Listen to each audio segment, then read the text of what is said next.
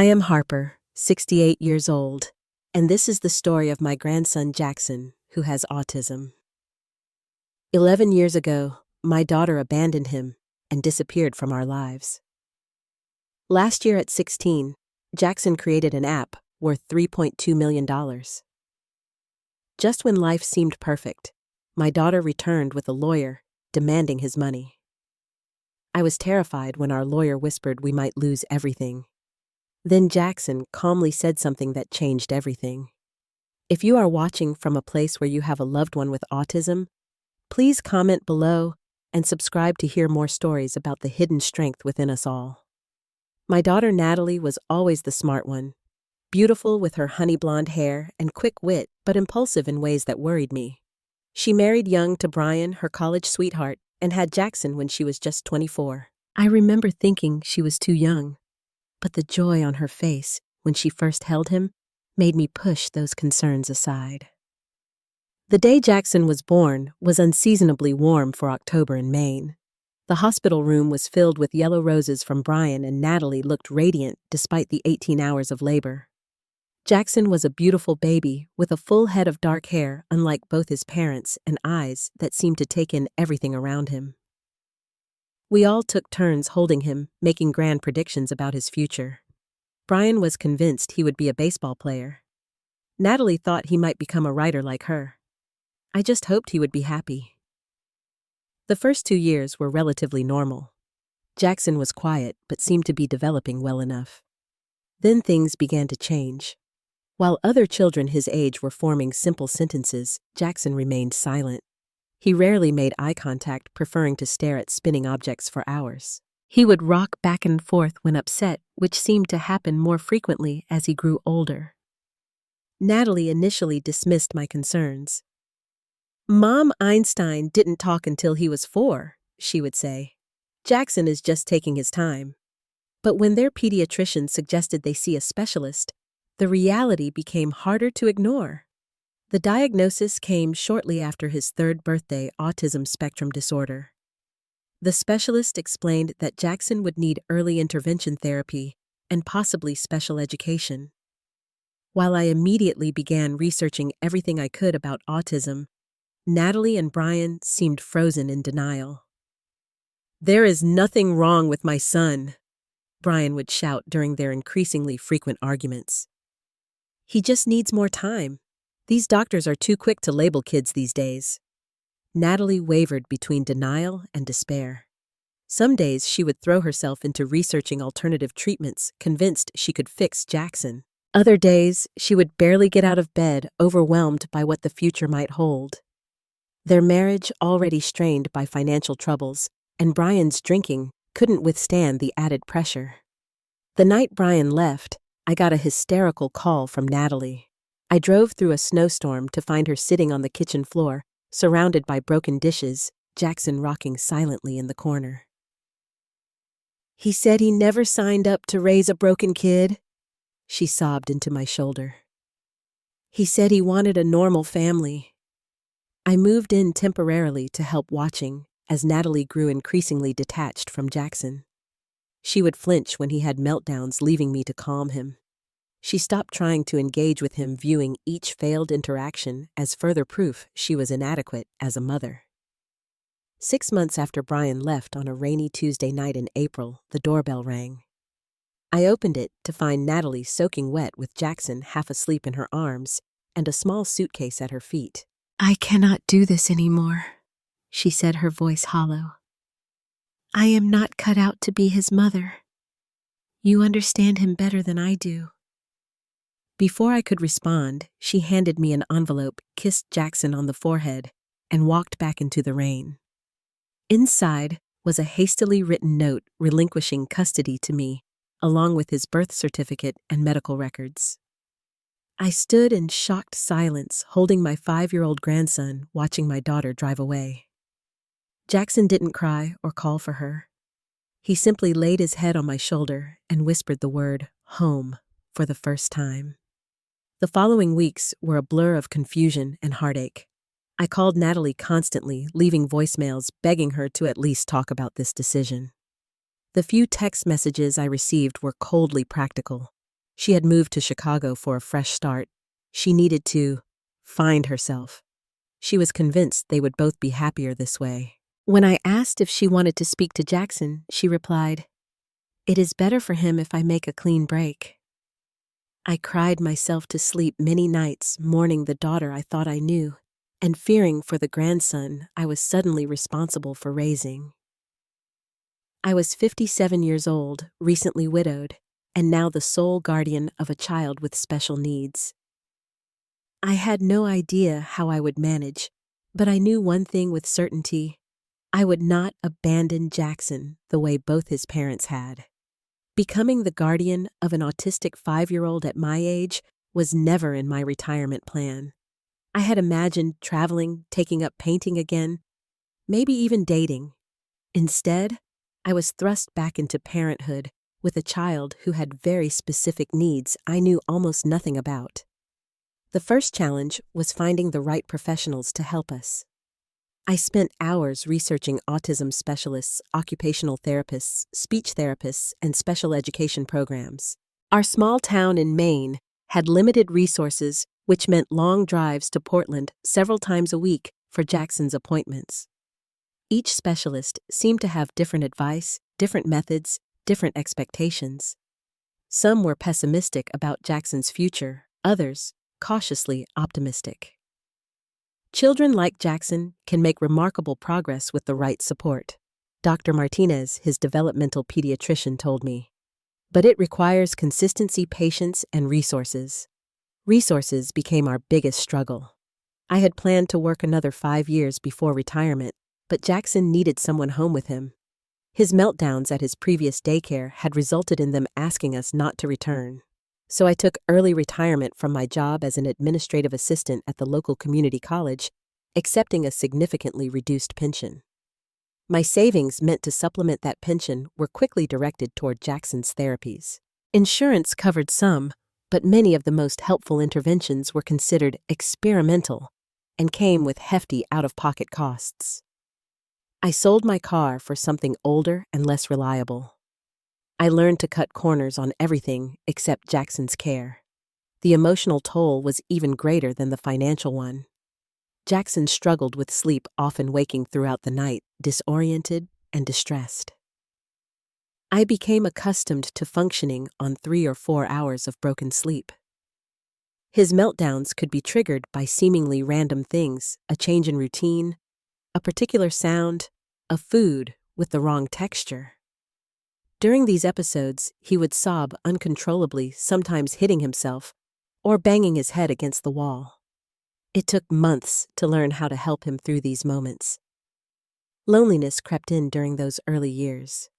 Friends who had initially offered support gradually disappeared, uncomfortable with Jackson's behaviors or tired of my limited availability. Parents of his neurotypical peers kept their distance, unsure how to include a child who didn't speak or play in typical ways. My neighbor Dorothy became my lifeline during this period. A retired special education teacher, she would occasionally watch Jackson to give me a few hours of respite. She never flinched at his meltdowns or seemed put off by his differences. "That boy has a beautiful mind," she would tell me. "We just need to find the key to unlock it." The first glimpse of that key came when Jackson was 7. I had an old desktop computer gathering dust in my home office. One afternoon, I found Jackson had somehow turned it on and was completely transfixed by the screen. More surprisingly, he had opened several programs and was methodically exploring their functions. The next day, I came into the room to find he had completely disassembled the computer. My initial panic turned to amazement when, over the course of several hours, he carefully put it back together again. When he finished, it worked even better than before. "Did someone show you how to do that?" I asked him, though he rarely responded to direct questions. "YouTube," he said, simply one of the few words he regularly used. That Christmas, I made the difficult decision to spend a significant portion of my remaining savings on a laptop for Jackson. It felt irresponsible given our financial situation, but something told me this was important. That instinct proved correct beyond my wildest imagination. With his laptop, Jackson began to flourish in unexpected ways. He taught himself to read more fluently through computer programs. He began to communicate through text when speaking was too difficult. Most importantly, he found a passion that brought him joy. Our relationship, which had been built primarily on my role as his caregiver, evolved into something richer. I learned to enter his world rather than always trying to pull him into mine. Instead of forced eye contact and social niceties, we connected through shared interests in puzzles and increasingly technology. He would show me coding basics, and I would read him science fiction stories about brilliant minds like his. By his 9th birthday, Jackson spoke more frequently, though his conversations were mostly focused on computers and programming. But it was progress I had once feared might never come, and each word felt like a gift. When Jackson turned 10, I noticed he had begun spending hours on websites that taught basic coding. Unlike his earlier computer explorations, this was focused and deliberate. He would watch tutorials, practice exercises, and repeat them until he got them right. His determination was unlike anything I had seen before. "Grandma, look," he said one evening, turning his laptop toward me. On the screen was a simple calculator program he had created. "I made this." It was rudimentary, but the pride in his voice moved me to tears. This was the first time he had created something and wanted to share it with me. Jackson's school had a computer lab but limited technology education. However, his computer science teacher, Mr. Lawrence, quickly recognized that Jackson's abilities far exceeded the standard curriculum. He began allowing Jackson to work on independent projects during class and stayed after school with him once a week to provide guidance. "In 20 years of teaching, I have never seen natural talent like this," Mr. Lawrence told me during a parent-teacher conference. "Jackson thinks in code the way some people think in words or numbers. It is intuitive for him." With Mr. Lawrence's encouragement, Jackson began teaching himself more advanced programming languages. He would often stay up until the early hours of the morning, engrossed in coding projects. I had to establish firm rules about screen time and sleep.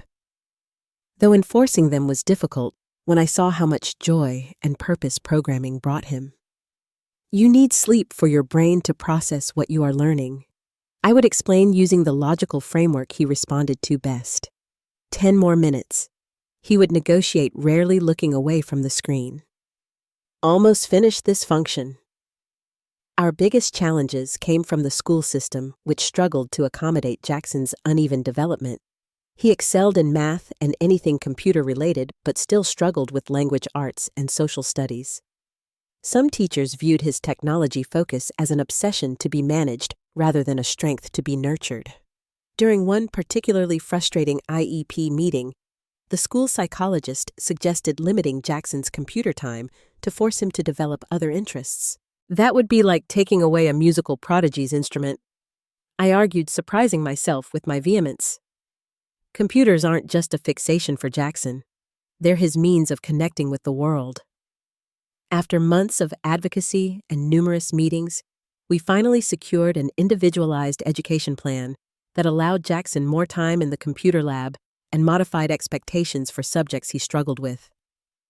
It was an exhausting battle that highlighted how poorly traditional education serves minds like his.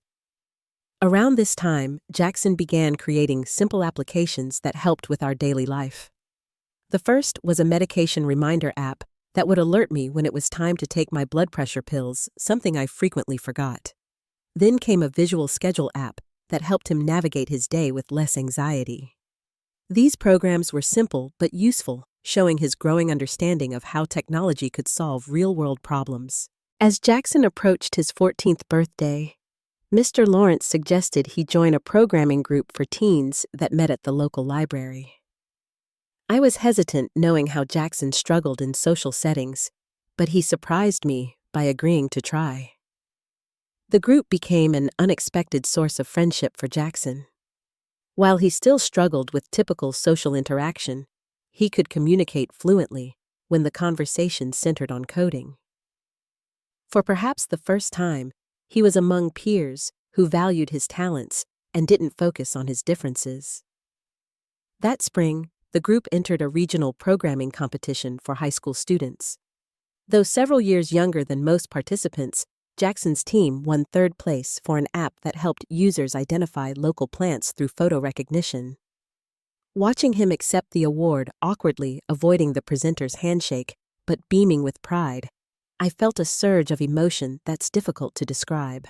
It wasn't just pride in his achievement, though. That was certainly part of it. It was the realization that Jackson had found his place in the world, a way to be valued for his unique abilities rather than stigmatized for his challenges. That summer, I took out a small loan against my house to buy Jackson better equipment. It felt like a gamble, adding financial strain when we were already living carefully on my pension. But I had come to believe in Jackson's talent to see it not just as a special interest, but as his future. "This is an investment in you," I told him as we set up his new development station. "Because I believe in what you can create." He didn't respond verbally, but that night I found a note on my pillow written in his precise handwriting. "Thank you for believing. I won't disappoint you." By the time Jackson turned 15, his programming skills had progressed from creating simple apps to developing more complex software solutions. He had mastered several programming languages and was constantly learning new ones through online courses and forums. One evening, as we were preparing dinner together, a task that had become part of our routine to help Jackson develop life skills, he suddenly spoke about something that had clearly been on his mind. "People like me have trouble saying what we mean," he said, carefully slicing cucumbers into perfectly even pieces. "Words are hard. Feelings are harder." I nodded, giving him space to continue at his own pace, something I had learned was crucial when he initiated conversation. "I want to make something to help," he continued after a long pause.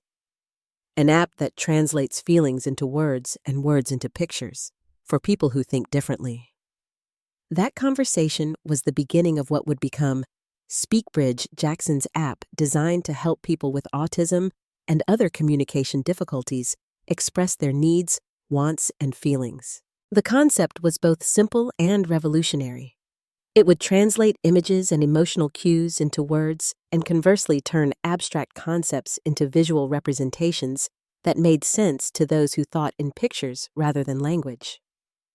Jackson's dedication to the project was remarkable. He would work late into the night, pausing only when I insisted he eat or rest. I often sat with him not understanding the code on his screen, but offering moral support when he hit roadblocks. "This function will not work," he would say, his frustration evident in his rigid posture and the way his fingers tapped rapidly on the desk. "Take a break," I would suggest. "Look at it with fresh eyes tomorrow." But he rarely listened, pushing through obstacles with singular focus until he solved the problem. His determination both worried and impressed me. I recognized in his relentless drive something essential about who he was, a strength I couldn't and shouldn't try to change. The breakthrough moment came 6 months into development. A friend from his teen coding group had a younger brother, Tyler, who was also on the autism spectrum, but with more significant communication challenges than Jackson. Tyler had never spoken a full sentence and often resorted to meltdowns when unable to express his needs. Jackson nervously agreed to let Tyler test an early version of SpeakBridge. We gathered in their family's living room, the atmosphere tense with anticipation, and on my part, fear that failure would devastate Jackson. Tyler, 8 years old and visibly anxious around strangers, was given a tablet with the SpeakBridge prototype. His mother explained how it worked, showing him how to select images to express what he wanted. After a few minutes of exploration, Tyler used the app to construct his first clear communication. "I want orange juice, please no pulp." His mother burst into tears. It was the most specific request he had ever been able to make. By the end of the hour-long session, Tyler had used SpeakBridge to share not only his immediate needs, but also to express that he felt anxious because the room was too bright a nuance his family had never understood before. On the drive home, Jackson spoke more than I had ever heard him speak at one time. "It worked," he kept saying, a rare smile lighting up his face. "It actually worked." The local newspaper ran a small story about Jackson's app after Tyler's mother contacted them. This led to several families in our area asking if their children could also try SpeakBridge. Each successful test refined the app and expanded its capabilities based on user feedback. The attention from local media caught the eye of a reporter from a technology blog who happened to be visiting family in our area. Her feature on Jackson and SpeakBridge, titled "Autism Coding Autism Teen Developer Creates Communication Bridge," was picked up by larger tech publications. That article changed everything. Within days, Jackson received emails from parents across the country asking when SpeakBridge would be available for their children. Special education teachers inquired about classroom applications. And most significantly, we received an email from Adam Reeves, a 28-year-old venture capitalist who specialized in assistive technology investments. "I believe SpeakBridge has the potential to help thousands of people," Adam wrote. "I would like to discuss investment opportunities if you're interested in taking this project to the next level." My immediate reaction was suspicion. Jackson was still a minor with no business experience. I feared someone trying to take advantage of his talent and naivety. "We should at least meet with him," Jackson said, showing unusual insistence. "We need money to make SpeakBridge better, to help more people." I agreed to a meeting but insisted on finding legal representation first. Through a friend of Dorothy's, I was connected with Sandra Williams, an attorney who specialized in intellectual property and had experience with tech startups. "Bring me to the meeting," she advised after reviewing Adam's proposal. "Do not sign anything or make any verbal agreements until I've reviewed the terms thoroughly." The meeting with Adam took place in Sandra's office in Portland. I had expected someone older, perhaps more intimidating, but Adam arrived in jeans and a sweater, speaking directly to Jackson rather than around him as many adults did. "What impresses me about SpeakBridge," he said, "is that it was clearly designed by someone who understands the user's needs firsthand. That authenticity is rare and valuable." His proposal was straightforward: $3.2 million for a 60% stake in SpeakBridge, with Jackson retaining creative control and continuing as lead developer. The investment would cover professional refinement of the app marketing distribution and a salary for Jackson as he continued to improve the software. Sandra negotiated hard over the next few weeks, reducing Adam's stake to 45% and adding clauses to protect Jackson's interests if the company expanded. She also ensured that a portion of the profits would be set aside in a trust that Jackson could not access until he turned 25, protecting his long-term financial security. The day we signed the contracts was surreal. Jackson, now 16, sat at a massive conference table, methodically reading every page before signing his name with careful precision. As his legal guardian, I co-signed each document, still half convinced I would wake up from this dream. After the signing, Adam shook Jackson's hand, something Jackson had practiced for days to prepare for. "Congratulations," Adam said. "You've just become one of the youngest tech millionaires in the country." Jackson nodded seriously. "I just want to make it work better, for everyone who needs it." As we drove home, the reality of our situation slowly sank in. My grandson, whom the world had often underestimated and misunderstood, had created something of tremendous value precisely because of his unique way of seeing the world. The irony wasn't lost on me. The very condition that had led his parents to abandon him had ultimately been the source of his greatest achievement. The months following the investment deal brought significant changes to our lives, though we tried to maintain as much normalcy as possible. Jackson continued his schooling now, with accommodations that allowed him to balance education with his role in developing SpeakBridge. The financial security was the most immediate change. After years of stretching every dollar we could afford the therapies and educational resources Jackson needed without sacrifice. I paid off the loan on my house and the medical bills that had been accumulating since I lost my full health insurance coverage after early retirement. Despite my suggestions that we could move to a bigger house or a neighborhood with more resources, Jackson was adamant about staying put. "This is home," he said simply. "I know where everything is here." So instead, we renovated his room into a proper office with state-of-the-art equipment. We hired a part-time assistant to help with the business aspects of SpeakBridge that neither of us had expertise in. We established a routine that accommodated Jackson's dual roles as student and software developer. Our lives had found a new rhythm more comfortable, but still fundamentally the same in the ways that mattered most. Jackson was thriving, and I felt a sense of security I hadn't experienced since before my daughter left. Then one crisp autumn morning, almost exactly a year after the investment deal, a knock at the door shattered that security. When I opened it, I felt as though I'd seen a ghost. Natalie stood on my porch, 11 years older, but still unmistakably my daughter. Her blonde hair was now highlighted with expensive-looking caramel streaks, her clothes fashionable and clearly costly. She was still beautiful, but there was a hardness to her features that hadn't been there before. "Hello, Mom," she said, as though she'd been gone for days rather than years. "May I come in?" Before I could respond, I noticed the man standing slightly behind her. Tall, impeccably dressed in a tailored suit with a leather briefcase in hand. "This is Robert Kane," Natalie said, following my gaze. "My attorney." My heart seemed to stop. Lawyer. The word echoed in my mind, setting off alarm bells. Instinctively, I moved to block the doorway, a futile protective gesture. "What do you want, Natalie?" I asked, my voice surprisingly steady despite the turmoil inside. "You disappeared for 11 years. You don't get to just show up now." "I think we should discuss this inside," Robert interjected smoothly. "This is a family matter after all." Reluctantly, I let them in, grateful that Jackson was still asleep after working late on coding updates. In the living room, Robert placed his briefcase on the coffee table, while Natalie glanced around, taking in the modest furnishings and the walls covered with Jackson's achievements awards from coding competitions and the framed article about SpeakBridge.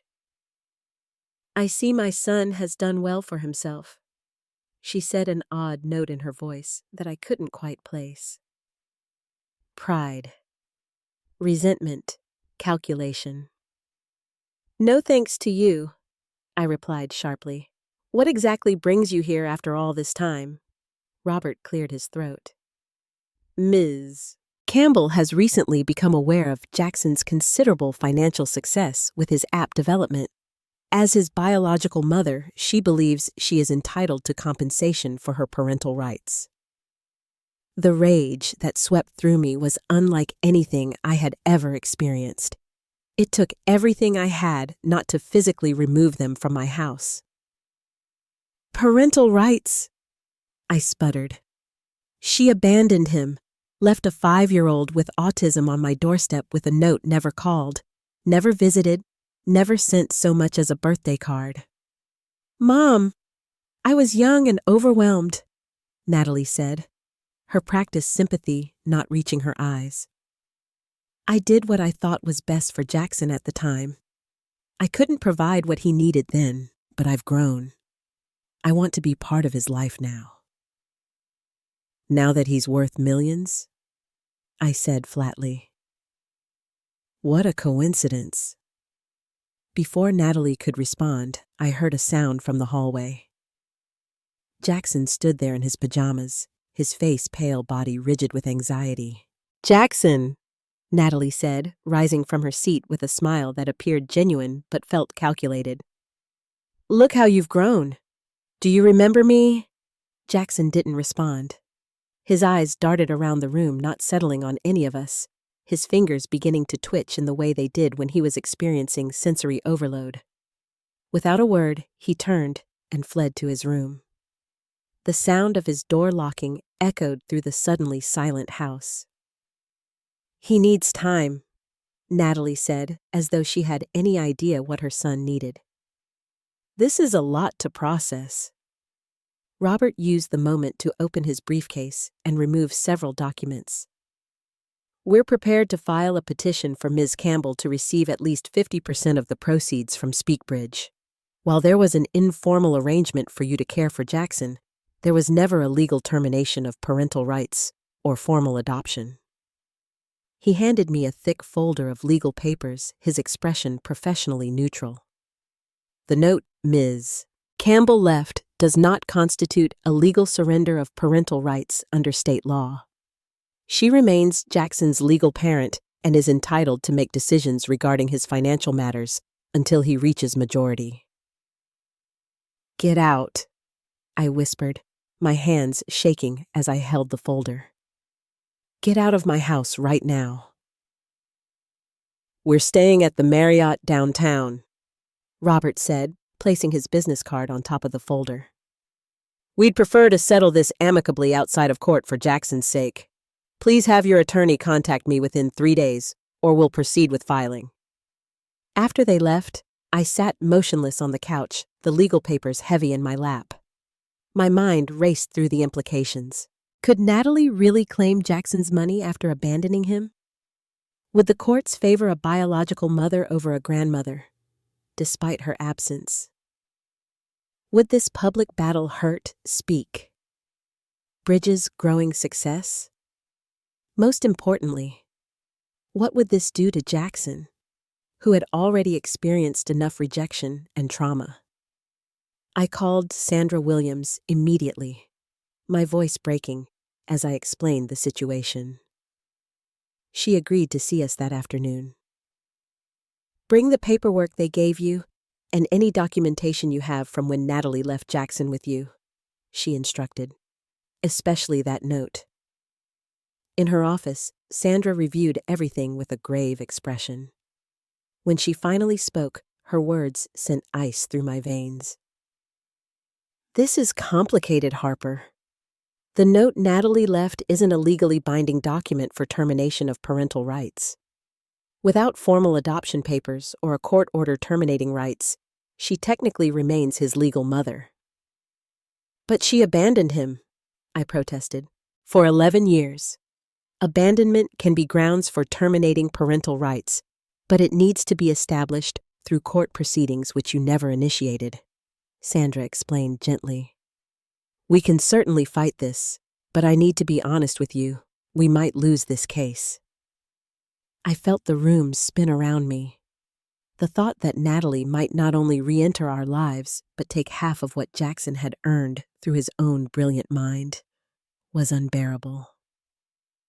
More than the money, I feared what this rejection would do to him all over again. "What do we do?" I asked, not bothering to hide the desperation in my voice. Jackson, who had been silent throughout the meeting, typing occasionally on his tablet, suddenly spoke. "They think I don't understand what's happening," he said quietly. "They underestimate what I can do, what I will do to protect what matters." Sandra and I both turned to him, surprised by the clarity and determination in his voice. "Jackson," Sandra began gently, "this is a complex legal situation. Your mother has certain rights under the law regardless of her past actions." Jackson looked up from his tablet, making rare eye contact with both of us. "She is not my mother.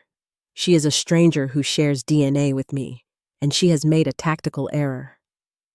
I didn't understand what he meant then, but I would soon find out that my grandson, so often underestimated because of his autism, was about to demonstrate just how powerful his particular mind could be when threatened. The weeks that followed Natalie's return were among the most stressful of my life. Sandra arranged a series of meetings with Robert Kane to discuss potential settlements, all of which seemed designed to extract maximum profit for Natalie while offering minimal involvement with Jackson himself. My client is willing to accept a lump sum payment of $1.6 million, half the initial investment value, Robert proposed during our second meeting. In exchange, she will waive any claim to future earnings from SpeakBridge or other ventures Jackson may develop. And what about actual parenting time? Sandra countered. Is your client seeking to reestablish a relationship with her son, or is this purely financial? Robert's practiced smile didn't waver. Ms. Campbell naturally wishes to reconnect with Jackson, but recognizes that an immediate custody arrangement might be disruptive. She's willing to begin with supervised visits progressing as their relationship develops. It was all so clinical, so transparently mercenary. Natalie had made no attempt to contact Jackson directly after that first meeting. She hadn't asked about his interests, his challenges, or his accomplishments beyond the financial aspects of SpeakBridge. Her sudden desire to reconnect coincided exactly with his financial success, a timing that couldn't be more suspect. Meanwhile, Natalie began speaking to local media, painting herself as a young mother who had made a heart-wrenching sacrifice for her special needs son, only to be kept away by a controlling grandmother now that he had become successful. I gave my son to my mother temporarily when I couldn't provide for his needs, she told a sympathetic reporter. I never intended it to be permanent, but when I tried to remain involved, I was pushed away. Now that Jackson has found success, I just want to be part of his life again and ensure his interests are protected. The story gained traction, particularly in human interest segments, where the nuance of the situation was flattened into a simplistic narrative of a mother seeking reunion. My phone began ringing with calls from reporters seeking comment. Neighbors looked at me differently, some clearly wondering if I was the villain in this story. The pressure took its toll on Jackson. He became more withdrawn, spending nearly all his time in his room. His sleep patterns, which had improved over the years, deteriorated again. He began stimming more frequently, rocking or flapping his hands to self-regulate. Most concerning, he stopped speaking almost entirely, communicating only through text messages, even when we were in the same room. I consulted with his therapist, who warned that the situation was triggering trauma responses. Jackson associates his mother with abandonment, she explained. Her return, combined with the threat to his security with you, is reactivating those early attachment wounds. The preliminary court hearing did not go well. The judge, an older man with little apparent understanding of autism, seemed swayed by Natalie's tearful testimony about her growth as a person and her desire to make amends. He showed little interest in the practical impact this disruption was having on Jackson's well-being. The court generally presumes that children benefit from relationships with their biological parents, he noted, setting a date for a formal hearing. Unless there is clear evidence of continuing danger to the child, parental rights are not easily severed. I returned home, devastated, feeling as though the system was designed to protect Natalie's technical rights while ignoring the reality of Jackson's life and needs. For the first time since she had left, I found myself wondering if I had made a mistake in not pursuing formal adoption years ago.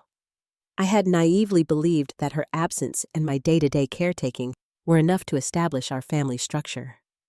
The night before the main hearing, I was sitting at the kitchen table reviewing documents with Sandra one last time when Jackson appeared in the doorway. I need to show you something, he said, the first full sentence he had spoken aloud in days.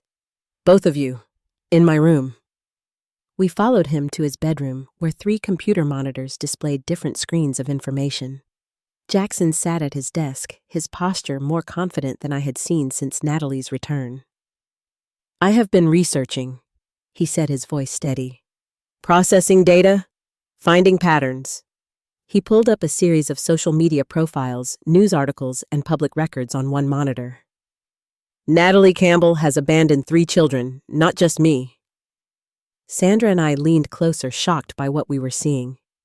Jackson had uncovered evidence that Natalie had given birth to 2 other children with different partners after leaving us. Both children had been left with their fathers or other family members when the relationships ended. There were court records of child support payments she had been ordered to make, but rarely did. She leaves when things get difficult, Jackson said matter-of-factly. It is a pattern of behavior. On another screen, he showed us screenshots from various social media accounts Natalie had used over the years. Posts where she complained about motherhood, declared herself happily child-free, and even specifically mentioned being glad she had escaped the special needs trap, with derogatory references to autism. "She didn't know I could find these," Jackson said. "She doesn't understand digital footprints." But the most damning evidence came last. Jackson pulled up an audio file and pressed play. Natalie's voice filled the room. "Look, Jackson, I'll be straight with you. I don't really want to be your mom again. That ship sailed years ago. But you've got this money now, and frankly, I deserve some of it for giving birth to you. Once I get my cut, you'll never hear from me again, which is probably best for both of us. Your grandmother has always understood you better than I ever could or wanted to." I gasped. "When did you talk to her?" "I called her yesterday," Jackson said. "From a number she wouldn't recognize. I recorded it. Maine is a one-party consent state for recordings. I checked." Sandra was already taking notes furiously. "Jackson, this is incredible work. The recording alone could completely change our case." Jackson turned to me, his expression solemn. "When you were scared, and Sandra said we might lose, I decided to use what I'm good at. Finding information. Seeing patterns others miss. They think because I don't look them in the eye that I don't see things. They're wrong." He paused, then added the words, "I'll never forget. They underestimate what a kid with autism will do to protect the person who really loves them." For the first time in weeks, I felt hope returning. My brilliant grandson, so often dismissed and underestimated because of his differences, had found a way to fight back using the very qualities that made him unique. The morning of the court hearing arrived with a sense of nervous anticipation rather than dread. Sandra had worked through the night to incorporate Jackson's evidence into our case, preparing exhibits and revising her arguments. Jackson himself had insisted on attending, though I worried about the sensory challenges of the courtroom. "I need to be there," he said firmly. "It's my life they're deciding." We arrived early, finding seats at the respondents' table while we waited. Sandra arranged noise-canceling headphones and a tablet for Jackson accommodations to help him manage in the unfamiliar environment. When Natalie entered with Robert, she looked polished and confident in a conservative blue dress that screamed, "Responsible mother!" She attempted to catch Jackson's eye and smiled when she saw him as though they shared some special connection. Jackson kept his gaze fixed on his tablet, his body language closed off. The judge entered and proceedings began with Robert presenting their case. He spoke eloquently about parental rights, about Natalie's temporary arrangement that had allegedly been misinterpreted, about her growth and current stability. He presented character witnesses who testified to Natalie's responsibility and warmth, carefully selected friends who had only known her in recent years. "My client recognizes that her son has unique needs and talents," Robert concluded. "She simply wants what any mother wants, to be part of her child's life, and to help manage the considerable fortune he has acquired while still a minor." When it was Sandra's turn, she approached the bench with measured confidence. "Your Honor, we have evidence that fundamentally contradicts Ms. Campbell's testimony about her intentions and her character as a mother." She methodically presented Jackson's findings, beginning with the documented pattern of abandonment with his half-siblings, continuing with the social media posts expressing disdain for parenthood and specifically for children with special needs. Natalie's face grew increasingly pale as her own words appeared on the courtroom screen. Robert attempted several objections, but the evidence was properly authenticated and relevant to the case. "And finally, Your Honor," Sandra said, "I would like to play an audio recording of a conversation between Jackson and his mother from 2 days ago, which I believe demonstrates Ms. Campbell's true motivations in this case." The judge nodded, and Sandra played the recording. Natalie's voice filled the courtroom, clear and unmistakable. "I don't really want to be your mom again.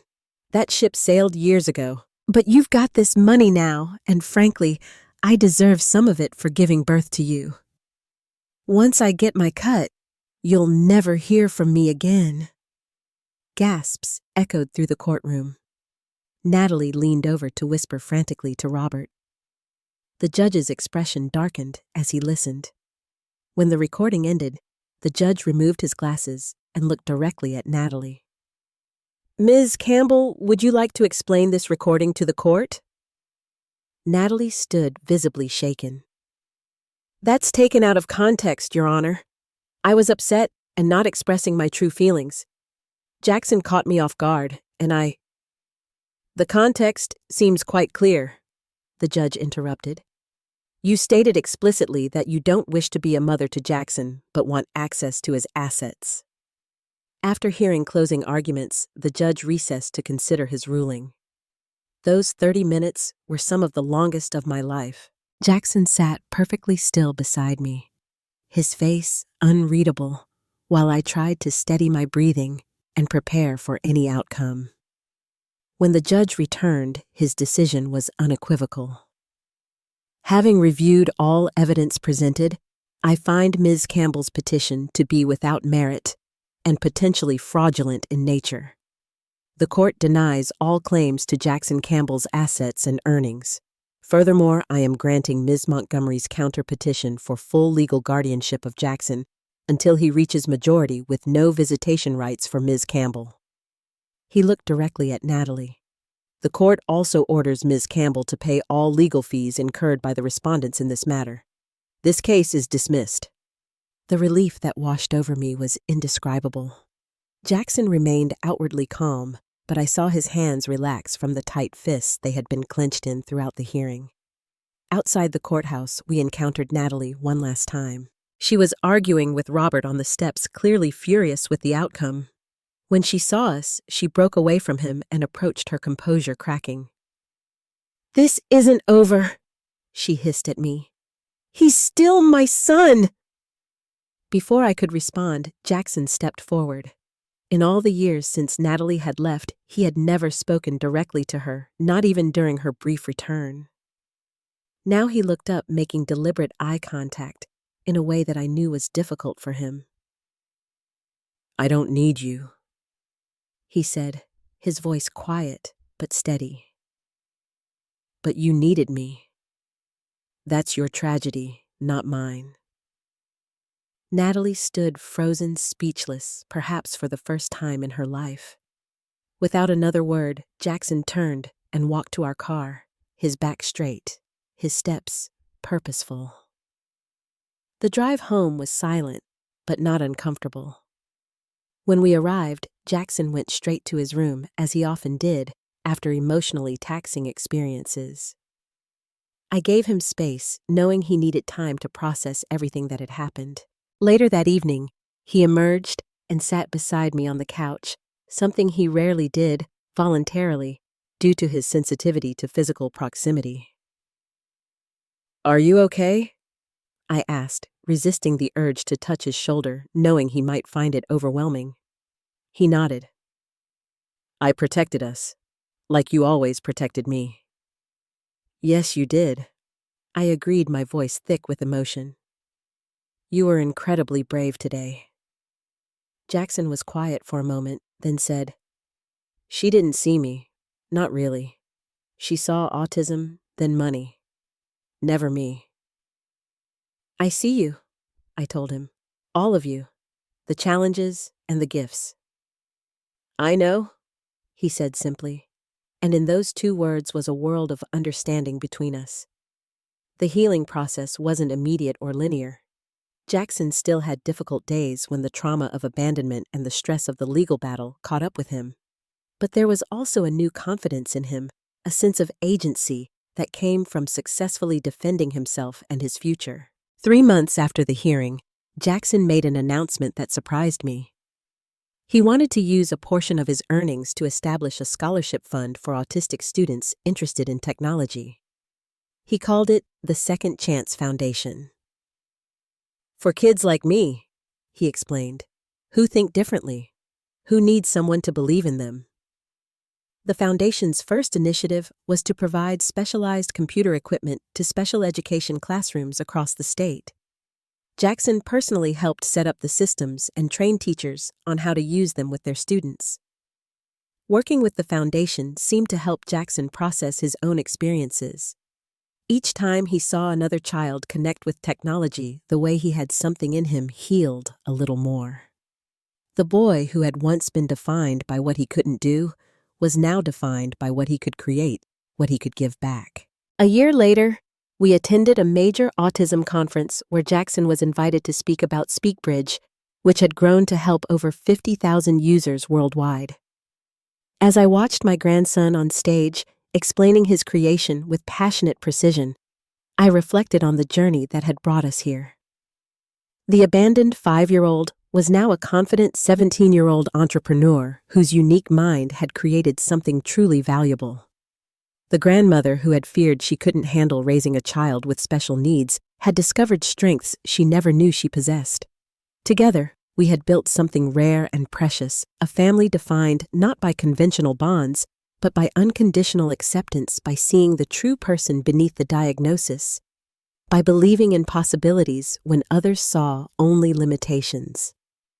The greatest irony was that Natalie, in abandoning her son, had missed the most remarkable parts of him.